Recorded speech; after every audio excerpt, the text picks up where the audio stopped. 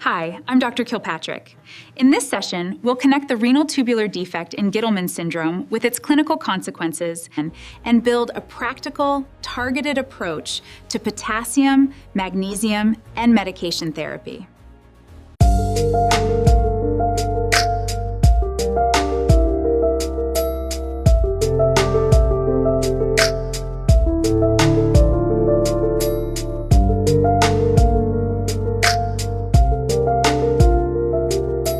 Treating adult Gitelman syndrome requires an ongoing, often lifelong pharmacological effort to effectively manage a fundamentally broken renal mechanism.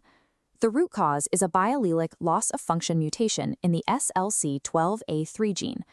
This diagram shows the error in the distal convoluted tubule. The mutation cripples the NCC cotransporter, leaving it grayed out on the luminal membrane.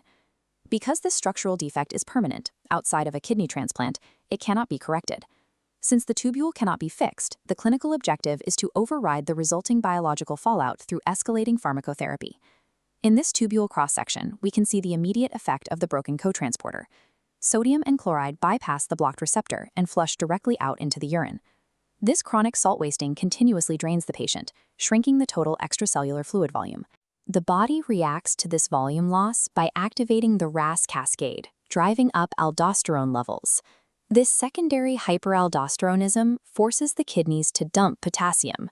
Simultaneously, the distal tubule defect causes an obligatory leak of magnesium. Calcium handling takes the opposite path. The kidneys retain it aggressively, resulting in hypocalciuria, defined by a spot urine calcium to creatinine ratio of less than 70 milligrams per gram. This physiological chain reaction creates the clinical diagnostic profile. Patients consistently present with normal to low blood pressure, hypokalemic metabolic alkalosis, hypomagnesemia, and hypocalciuria. The first stage of treatment involves heavy oral repletion of sodium, potassium, and magnesium to compensate for the renal leak. This clinical reference specifies the high potassium requirements. Patients typically need 20 to 40 milliequivalents of potassium chloride, taken 2 to 4 times each day. Magnesium requires an even larger dose, between 15 and 125 millimoles per day.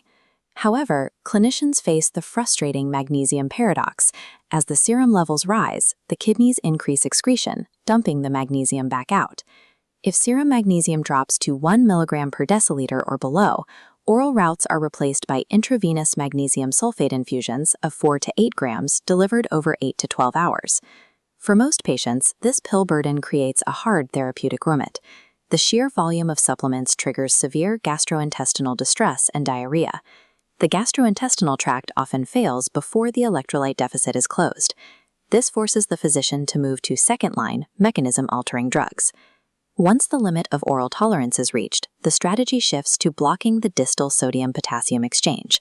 This introduces second-line therapy, potassium-sparing diuretics.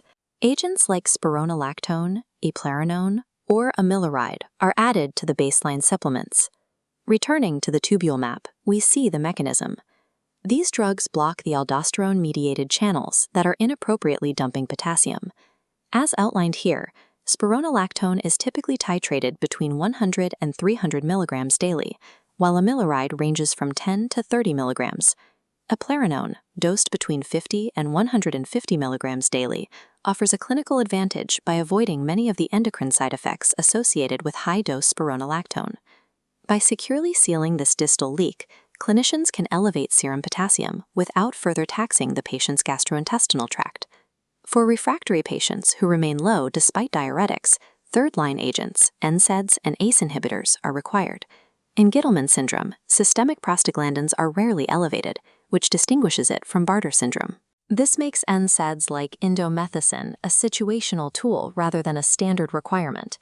NSAID therapy carries high risks here, specifically the potential to decrease the glomerular filtration rate and exacerbate gastrointestinal toxicity. ACE inhibitors and ARBs provide an alternative approach, targeting the RAS cascade to halt aldosterone production at the source. But as this dual-gauge model illustrates, clinicians face a hemodynamic trade-off. Gitelman patients already have low normal blood pressure. Increasing potassium through these drugs often crashes the blood pressure gauge into the danger zone. As this clinical text warns, the limit of pharmacological escalation is the patient's hemodynamic survival. Push the medication too far to fix the electrolytes and you cause severe hypotension. The management protocol changes immediately for a patient who is pregnant or attempting pregnancy. Pregnancy increases the renal clearance of potassium and magnesium, requiring a significant increase in oral supplements. In the pregnancy protocol, certain tools are removed. Third-line therapies like NSAIDs, ACE inhibitors, and ARBs are contraindicated due to the risk of fetal harm. Potassium-sparing diuretics act as a safe bridge, as limited data suggests they can be maintained during gestation. Pregnancy removes the most potent pharmacological options. This forces a total reliance on safe diuretics and the maximum limits of oral supplementation. The Gitelman protocol follows a clear path. Replete until the GI tract reaches its limit, block distal exchange until blood pressure bottoms out, and reserve RAS inhibitors for refractory, non-pregnant cases. Because the condition is inherited, management includes genetic counseling as a standard of care. These statistics show the broader impact. Approximately 1% of the population carries a Gitelman mutation. If a partner is also a carrier, offspring have a 1 in 200 chance of inheriting the disease. Managing adult Gitelman syndrome is a precise clinical task, a continuous balancing act between overriding a microscopic tubule defect and protecting the patient's systemic stability.